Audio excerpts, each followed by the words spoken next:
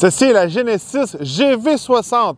Elle partage la même plateforme que le Hyundai Ioniq 5 ou la Kia EV6. Alors aujourd'hui, je vais aller tester ce GV60, voir si ça vaut la peine d'avoir le fameux badge Genesis. On va tester la performance, l'autonomie hivernale, le confort, le gadget, la technologie. Bienvenue sur la chaîne Torque Media.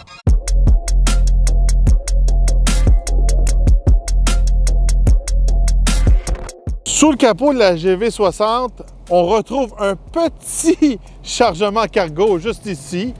Mais vraiment là, de ce côté-là, c'est pas vraiment pratique. Mais côté puissance, regardez, on a deux moteurs jumelés à une batterie de 77,4 kWh qui nous donne 429 chevaux vapeur et 446 livres-pieds de couple. Alors de ce côté-là, on a des beaux chiffres intéressants. Côté un petit peu plus sport pour la GV60, on va aller voir sur la route. Ça vaut la peine de payer un peu plus cher pour avoir un petit peu plus de performance. Bon, je vais tester l'accélération avec le GV60. On n'a pas vraiment un launch control, mais on a quelque chose de spécial. On va le mettre en mode sport, puis on va le mettre sur le mode boost. C'est parti! Et voilà! On peut faire le 0 à 100 en 4 secondes seulement. Regardez, on a un fameux bouton qui est marqué boost dessus. Alors, pour 10 secondes, on rajoute exactement, on tombe à 483 chevaux vapeur et 516 de torque pour 10 secondes.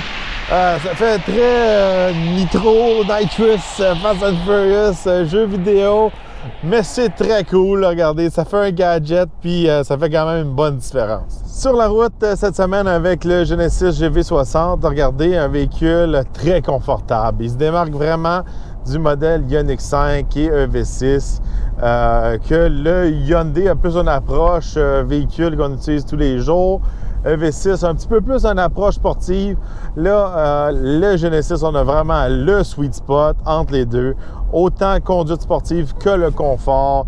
Un véhicule que vraiment côté suspension, roulement sur la route, c'est un des meilleurs que j'ai essayé dernièrement. Dans la section électrique, je pourrais dire vraiment bien de ce côté-là. Bien insonorisé aussi, un véhicule très confortable. On se sent dans un véhicule de luxe quand on est derrière le volant. Regardez aussi, il est fun à conduire, il pousse bien dans les courbes. Pour un véhicule électrique, je pourrais dire. Mais encore là, il n'est pas agressif peut-être comme un BMW, ces choses-là. On est récompensé sur le confort. Une bonne expérience de conduite derrière le volant. Côté puissance, regardez, c'est bien. Encore une fois, on a le fameux bouton boost. On peut l'utiliser autant pour le départ ou faire un dépassement sur l'autoroute ou peu importe dans un chemin de campagne. C'est le fun, ça rajoute du pouvoir. On a un petit graphique qui nous dit qu'on va plus vite, puis dans l'écran, c'est pareil comme ça irait plus vite. Ça fait un petit peu Tesla Played, à mon avis, à moi, mais c'est cool. De ce côté-là, ça avance bien. On a différents modes de conduite aussi, éco, confort, sport. Et il y a un fameux mode caché, le mode drift, que là, vraiment là, ça va amener plus de puissance à l'arrière.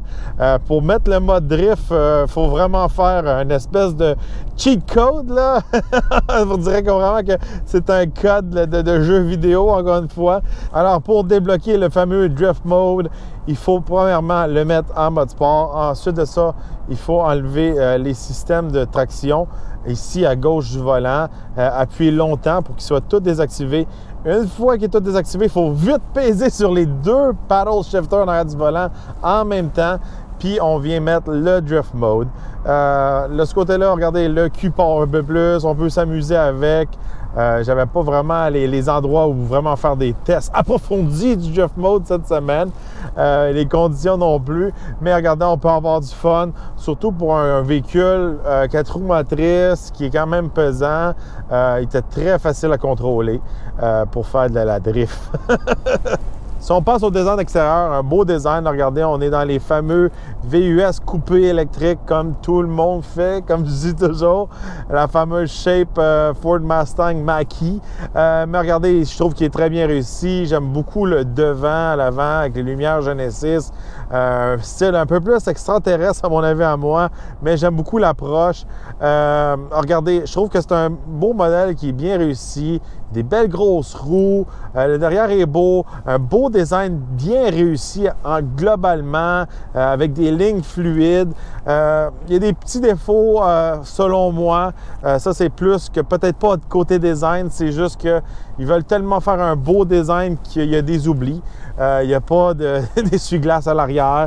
Alors, l'hiver, on vient qu'on ne voit rien à l'arrière. Puis, les caméras ne fonctionnent pas super bien à l'intérieur pour venir nous aider. De ce côté-là, c'est pas super. C'est le même problème qu'il y a sur la V6, la Ioniq 5. Ioniq 5, ils ont dit qu'elle allait régler le problème. On va voir en temps et lieu. Mais globalement, c'est mon modèle préféré des trois du Hyundai Kia Genesis. C'est le GV60, selon moi, qui est le plus réussi. Maintenant, si on passe à l'intérieur, un intérieur très bien réussi. Un mix EV6, Ioniq 5, très spacieux. Une des premières choses qu'on voit, c'est que ça passe en avant. C'est pas une console qui est complète. Ça donne beaucoup d'espace pour les jambes, ces choses-là. On a une belle console qui flotte. J'aime beaucoup ça. Là, on a le fameux changement de vitesse ici, qui est une boule en cristal qui flippe quand on allume le véhicule. Encore une fois, un truc pour impressionner la galerie. C'est très cool de ce côté-là. On a beaucoup de boutons. Au moins, on a gardé ça. Siège chauffant, volant chauffant, ces choses-là. On a ça ici. On a nos contrôles aussi pour l'écran. Même chose pour la climatisation, on a gardé beaucoup de boutons, mais quand même des boutons digitales. Ça fait beau, ça fait moderne, mais en même temps, c'est pratique. On a un bel écran devant nous, curvé, qui est comme deux écrans, mais on dirait que c'est un écran. Classique un peu, Kia, Hyundai, ces choses-là, mais c'est bien réussi à l'intérieur de la Genesis. C'est très beau. L'écran va très bien, facile à utiliser. Les caméras de recul, 360, ces choses-là, la qualité pourrait être mieux pour un véhicule de luxe. Puis aussi, devant nous, on a plein d'informations qui viennent nous aider. Puis c'est très clair, encore une fois, avec des graphiques, puis des modes, ça change, tout ça. C'est le fun. On a aussi un fameux mode EV, je pourrais dire, qui vient nous aider à un peu savoir plus d'informations sur notre charge, notre distance, notre autonomie, tout ça. Les sièges, très confortables. Les meilleurs sièges, selon moi, de toute la gamme. On était bien assis dans le V6, mais ceux-là sont plus confortables. Bon, quand même, on a un bon support. À l'arrière, quand même, beaucoup de place. Le plancher est plat. C'est bien de ce côté-là. On peut avancer et reculer le banc avec les boutons sur le banc, même si on est à l'arrière. C'est un truc qu'on retrouve souvent dans les Genesis quand on a un chauffeur. Si on passe à la valise maintenant, c'est bien de ce côté-là. Pas mal les mêmes dimensions que les autres modèles avec lesquels le GV60 partage. C'est décent pour la grosseur du véhicule. Bon, côté autonomie, avec une charge complète, on peut faire 378 km. Cette semaine, mon autonomie hivernale, que je pourrais appeler, est d'environ 280 km. De ce côté-là, regardez, on perd presque 100 km. Cette semaine, il n'a pas fait extrêmement froid. C'est sûr et certain, on a le modèle de performance cette semaine. Alors, on est plus focus sur la performance dans ce véhicule-là. Si vous optez pour le modèle plus de base, qui est un petit peu moins de performance, on rajoute beaucoup d'autonomie. On peut faire jusqu'à 451 km d'autonomie de ce côté-là. Qu'est-ce que j'ai remarqué cette semaine, en gros, de ce côté-là? Je testais deux véhicules électriques dans les mêmes conditions, même température, etc. Un Chevrolet Bolt EUV et le Genesis GV60. Le GV60 a été plus affecté par la température que le Bolt. Puis le Bolt est quand même fait pas sur la même architecture que le GV60. Le GV60 est fait sur une architecture qui est capable de prendre des gros chargeurs, tout ça, et non la Bolt qui est vraiment d'une génération peut-être plus ancienne de ce côté-là. Peut-être que le système de gestion chez Chevrolet pour les temps froids est mieux, ou c'est peut-être parce que c'est plus un modèle économique. Celui-là, c'est un modèle plus de performance. Ça rentre dans vraiment les détails techniques de ce côté-là. Mais je vous rappelle, cette semaine, la température se jouait entre 0 et moins 10. Puis j'ai perdu presque un 100 km d'autonomie, juste pour vous donner une idée. Bon, côté recharge, si vous rechargez le GV60 sur un niveau 1, ça va vous prendre 34 heures. Sur un niveau 2, 11 heures.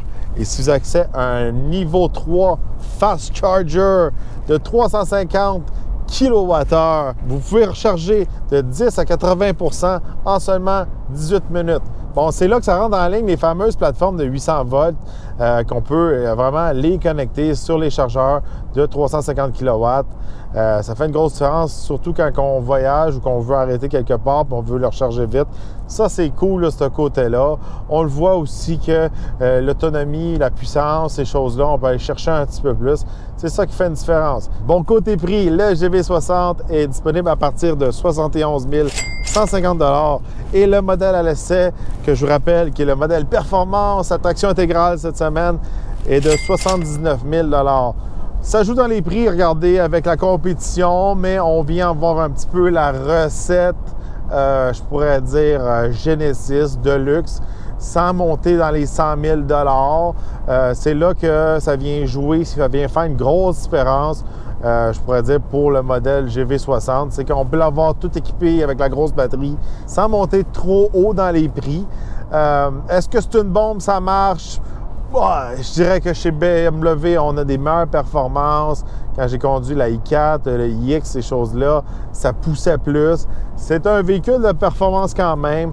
Je pourrais dire, c'est comparable, je pourrais dire, peut-être à un Ford Mustang Mach-E GT Performance, gabarit, puissance, ces choses-là.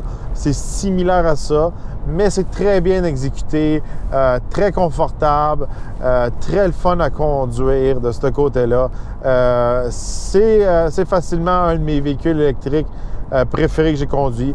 C'est sûr qu'on a des petits gadgets qui font peut-être moins sérieux, qui font pas de luxe, je pourrais dire, mais qui rendent le véhicule le fun, puis qui fait une différence un peu de la compétition. Je pense que Genesis est sur la bonne voie, à mon avis, à moi. Alors, dites-moi dans les commentaires qu'est-ce que vous pensez du GV60. Est-ce que vous préférez la Hyundai Ioniq 5, le Kia EV6 ou le GV60? Est-ce que vous trouvez que la braquette de prix a de l'allure? J'aimerais savoir votre avis dans les commentaires. N'oubliez pas de vous abonner, liker et partager la vidéo. Et on se revoit dans un prochain essai routier.